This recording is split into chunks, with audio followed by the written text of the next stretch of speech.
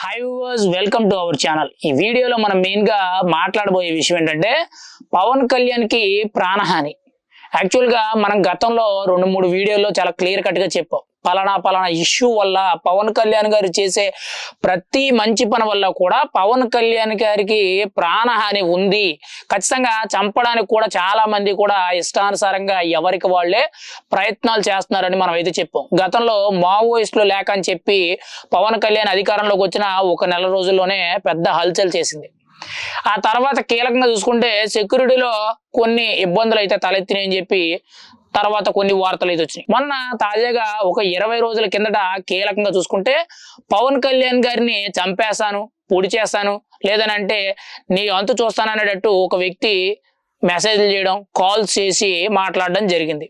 ఇప్పుడు తాజాగా పవన్ కళ్యాణ్ గారి సెక్యూరిటీకి సంబంధించి ఒక ఐపీఎస్ ఆఫీసర్ అని చెప్పి సూర్యప్రకాష్ అనే ఒక వ్యక్తి పవన్ కళ్యాణ్ గారికి ఉన్న సెక్యూరిటీ ఏదైతే ఉందో, అంటే పవన్ కళ్యాణ్ గారికి Y+ సెక్యూరిటీ అయితే ఉంది. అయితే కొద్ది రోజుల కిందట పవన్ కళ్యాణ్ గారు మన్యం జిల్లా కీలకంగా చూసుకుంటే పార్వతీపురమే కానీ, అరకు కానీ ఇలా ఏజెన్సీ ప్రాంతాల్లో పవన్ కళ్యాణ్ గారు పర్యటించడం జరిగింది.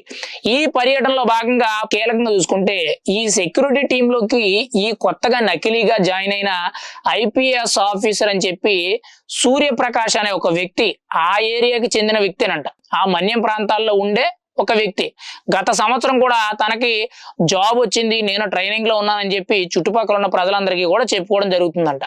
అయితే ఇతను తన పర్సనల్ వెహికల్ వేసుకొని వచ్చి పవన్ కళ్యాణ్ గారు ఏదైతే పర్యటించిన కొన్ని ప్రాంతాలు ఏవైతే ఉన్నాయో ఆ ప్రాంతాల వద్దకు వెళ్ళి పవన్ కళ్యాణ్ గారి సెక్యూరిటీలో ఇతను కూడా కలిసిపోవడం జరిగింది. అయితే ఇక్కడ కీలకంగా చూసుకుంటే మరి ఇతను ఏ పని మీద వచ్చాడు, ఏం చేశాడు, ఏదైనా ప్లాన్ చేసి వచ్చాడా, లేదనంటే ఏదో చేద్దాం అనుకొని వచ్చాడా, లేదనంటే ఏదో క్యాజువల్ గా వచ్చాడా, లేదనంటే ఖచ్చితంగా ఏదో విధంగా కొంత తన పలుకుబడి, కొంత తన ఇన్ఫ్లుయెన్స్ చూపించుకోవడానికి వచ్చాడా, ఇలా పలు రకాల కోణాల్లో అయితే పోలీసులు అయితే ఎంక్వైరీ చేయడం జరుగుతుంది. అయితే మొన్న పవన్ కళ్యాణ్ గారు వెళ్ళినప్పటి నుంచి కూడా దానికి సంబంధించిన ఫుటేజెస్ కానీ, దానికి సంబంధించిన పూర్తి వివరాలన్నీ కూడా చెకింగ్ చేయడం జరుగుతుంది. ఆ నేపథ్యంలో కీలకంగా చూసుకుంటే ఈ సూర్యప్రకాష్ అనే వ్యక్తి ఒక నకిలీ ఐపీఎస్ ఆఫీసర్ అని చెప్పి తేలింది. అయితే ఇతన్ని ఆల్రెడీ పోలీసులు అయితే కస్టడీలోకి తీసుకున్నట్టు కొంత సమాచారం అయితే తెలుస్తుంది. మరి ఇతను నిజంగానే ఐపీఎస్ ఆఫీసరా, లేదు అని అంటే కీలకంగా చూసుకుంటే ఏదో జనాలను మోసం చేయడానికి ప్రెస్టేజీ కోసం ఇలా చేస్తున్నాడు అనేది తెలియాల్సి ఉంది. కానీ కీలకంగా చూసుకుంటే ఒక డిప్యూటీ సీఎం గారి యొక్క ప్రోటోకాల్ ప్రకారంగా ఉన్న Y+ సెక్యూరిటీలోకి ఇలాంటి నకిలీ ఐపీఎస్ ఆఫీసర్ రావడం అనేది చాలా పెద్ద చర్చనీయాంశంగా మారింది.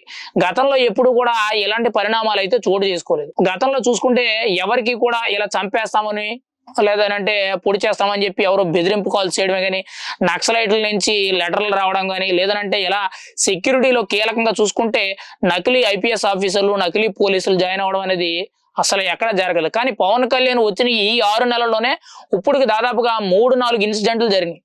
అంటే ఖచ్చితంగా పవన్ కళ్యాణ్ గారికి 100కి 100% ప్రాణహాని ఉంది.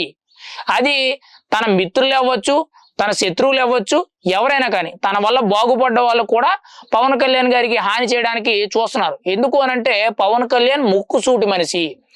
ఇక్కడ ప్రజలకు న్యాయం చేయడం అనే కోణంలో తనకి అడ్డం వచ్చిన వాళ్ళందరినీ కూడా వ్యతిరేకించుకుంటూ వెళ్తున్నారు. మీకు ఎగ్జాంపుల్ గా చూసుకుంటే కాకినాడ పోర్ట్ లో జరిగిన ఆ షీజ్ ద షిప్ అనేది ఏదైతే ఉందో అది కానీ, లేదనంటే కీలకంగా చూసుకుంటే సరస్వతి భూములకు సంబంధించి జగన్మోహన్ రెడ్డి గారి ఆస్తుల్లో ఏవైతే ప్రభుత్వ ఆస్తులు ఉన్నాయో అన్ని కూడా సీజ్ చేసి ప్రభుత్వానికి తిరిగి తీసుకోవడము, లేదు అని అంటే కీలకంగా చూసుకుంటే ప్రత్యేకించి కూడా తిరుపతి లడ్డు ఇష్యూ ఏదైతే ఉందో దాని గురించి, ఇలా పలు రకాల అంశాలు. ఇంకా ఇవి సరిపోలేదన్నట్టు సెంట్రల్లో మోడీ గారికి సపోర్ట్ చేయడం, మహారాష్ట్ర ఎన్నికల్లో పవన్ కళ్యాణ్ గారు పర్యటన చేసి అక్కడ 11 సీట్లు గెలిపించడం, ఇలా చాలా అంశాలు అయితే ఉన్నాయి. మరి వీటన్నిటి దృష్ట్యా కూడా నచ్చిన వాళ్ళైనా నచ్చని వాళ్ళైనా సరే పవన్ కళ్యాణ్ అయితే చాలా మంది వ్యతిరేకిస్తున్నారు. మరి ఈ నేపథ్యంలో మన గతంలోనే చాలా సార్లు చెప్పుకున్నాం, ఖచ్చితంగా పవన్ కళ్యాణ్ గారికి ప్రాణహాని అనేది 100కి 100% ఉంది. ఎందుకు అనంటే పవన్ కళ్యాణ్ ప్రతి పనికి కూడా ముక్కుసూటిగా వెళ్ళడం, ఎవరు ఏ మనిషి అందులో ఇన్క్లూడ్ అయి ఉన్నా తన మన అనే భేదం లేకుండా అందరినీ కూడా ఖచ్చితంగా విభేదిస్తూ వెళ్ళడం జరుగుతుంది. ఈ నేపథ్యంలో రాజకీయంలో తనకంటూ కూడా ఉన్న ఫాలోయింగే కానీ, తనకంటూ ఉన్న అభిమానమే కానీ, తనకంటూ కూడా రోజు రోజుకి పెరుగుతున్న ప్రజాదరణే కానీ రోజు రోజుకి కూడా చాలా ఎక్కువ అవుతున్నాయి. తో పోల్చుకుంటే పవన్ కళ్యాణ్ గారి హైప్ అనేది ఇప్పుడు రెండింతలు పెరిగింది. మరి ఎలాంటి నేపథ్యంలో ఇదే కోణంలో వదిలేస్తే రేపటి రోజుల్లో సీఎం అవుతారు, ఇంకా పై స్థాయికి వెళ్తే ప్రధానమంత్రి కూడా ఈ ఛాన్స్ ఉంది. ఎందుకంటే ఆ స్థాయికి చేరుకున్న తర్వాత, ఆ పవర్ వచ్చిన తర్వాత సిచ్యువేషన్ అనేది వేరే విధంగా ఉంటది. కాబట్టి ఖచ్చితంగా ఇలాంటి దుర్మార్గాలు చేసేవాళ్ళు, అవినీతి చేసేవాళ్ళు, అక్రమాలు చేసేవాళ్ళు అందరికీ కూడా పవన్ కళ్యాణ్ అనేవాడు ఎదురు నిలబడతాడు.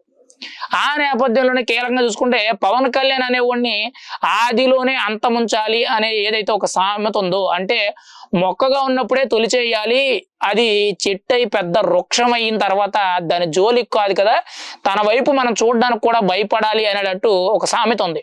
అది ఖచ్చితంగా పవన్ కళ్యాణ్ గారి యొక్క సినారియోలో మనకు క్లియర్ కట్ గా తెలుస్తుంది.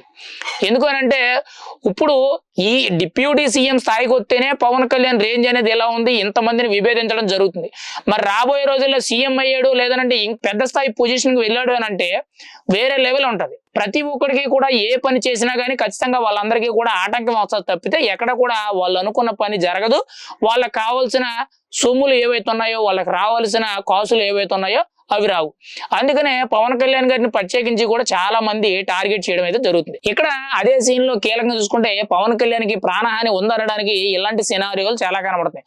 మన గతంలో నక్సలైట్ల నుంచి లెటర్ వచ్చింది అనేది ఒకటి, రెండోది పవన్ కళ్యాణ్ కి ఫోన్ చేసి మెసేజ్లు పెట్టి చంపేస్తానని చెప్పి బెదిరించడం, అండ్ నెక్స్ట్ ఇప్పుడు చూసుకుంటే ఒక నకిలీ ఐపీఎస్ ఆఫీసర్ పర్టికులర్ గా పవన్ కళ్యాణ్ గారి సెక్యూరిటీలోకి వెళ్ళి 1-2 రోజులు ప్రత్యేకించి కూడా పవన్ కళ్యాణ్ గారి పక్కనే తిరగడం జరిగింది. మరి ఆయన ఏం చేశాడు, ఎలా ప్లాన్ చేశాడు, లేదనంటే సరదాగా చేశాడా, లేదనంటే ఏదో జనాల దగ్గర తన ప్రెస్టేజ్ చూపించుకోవడానికి చేశాడు అనేది ఇంకా పూర్తి వివరాలు అయితే తెలియదు. కానీ ఖచ్చితంగా ఈ సినారియోలన్నీ కూడా కీలకంగా చూసుకుంటే పవన్ కళ్యాణ్ గారికి 100కి 100% ప్రాణహాని ఉంది అని చెప్పి చాలా క్లియర్ కట్ గా తెలుస్తుంది. పవన్ కళ్యాణ్ గారు చాలా ముక్కుసూటిగా వెళ్ళడం, అంతేకాకుండా ప్రతి ఒక్కరిని కూడా నమ్మడం జరుగుతుంది. రాబోయే రోజుల్లో ఇది పవన్ కళ్యాణ్ గారికి కొంత ఇబ్బందులు తెచ్చే ఛాన్స్ అవుతుంది. ప్రతి ఒక్క అభిమాని కూడా గుర్తు తెచ్చుకోవాల్సిన విషయం ఇది. కానీ ఇక్కడ మెయిన్ గా పవన్ కళ్యాణ్ గారు ఆలోచించాలి, ఎవరిని కూడా నమ్మకూడదు, వీలుంటే తన నీడను కూడా తన నమ్మకూడదు. అలాంటి పరిస్థితులు. ఎందుకంటే ఇక్కడ వచ్చిన 6 నెలల్లోనే ఇన్ని సీన్లు జరుగుతున్నాయంటే రాబోయే 5 ఏళ్లలో ఎన్ని జరుగుతాయి, రాబోయే 5 ఏళ్లలో ఇంకా దాడులు చేసే ఛాన్స్ ఉందేమో, ఖచ్చితంగా ఏ బాంబ్ బ్లాస్ట్లు ప్లాన్ చేయడమో, లేదనంటే ఏ సుపారీలో ఇచ్చే ఖచ్చితంగా పవన్ కళ్యాణ్ చంపించడానికి ఏదో ప్రయత్నాలు చేయొచ్చేమో, ఇలాంటివి చాలా జరుగుతాయి. ఎందుకంటే ఇక్కడ ఒక గవర్నమెంట్ ఆఫీసర్, పైగా ఐపీఎస్ ఆఫీసర్ రేంజ్ ఉంది అని చెప్పుకొని ఒక నకిలీ ఐపీఎస్ ఆఫీసర్ అనేది పవన్ కళ్యాణ్ గారి సెక్యూరిటీలోకి రావడం అనేది చిన్న విషయం కాదు. ఏదో పోలీస్ డ్రెస్ వేసుకొని ఒక రోడ్డు మీద వచ్చి ఒక 4 నాపి ఒక 150 తీసుకున్నాడు అని అంటే అది వేరే విషయం. కానీ పవన్ కళ్యాణ్ డిప్యూటీ సీఎం అయిన పవన్ కళ్యాణ్ గారి రేంజ్ కి ఆయనకుండే సెక్యూరిటీలోకి ఈ మనిషి రావడం అనేది, ఆ భద్రతలో ఇతను ఒక నకిలీ ఐపీఎస్ ఆఫీసర్ గా రావడం, పోలీసులు గుర్తించడం, దీని మీద హోంమంత్రి అనిత గారు స్పందించి స్పీడ్ గా యాక్షన్ తీసుకోండి, ఎంక్వైరీ చేయండి, వెంటనే కూడా పట్టుకొని శిక్షించండి అని చెప్పి చెప్పడం జరిగింది.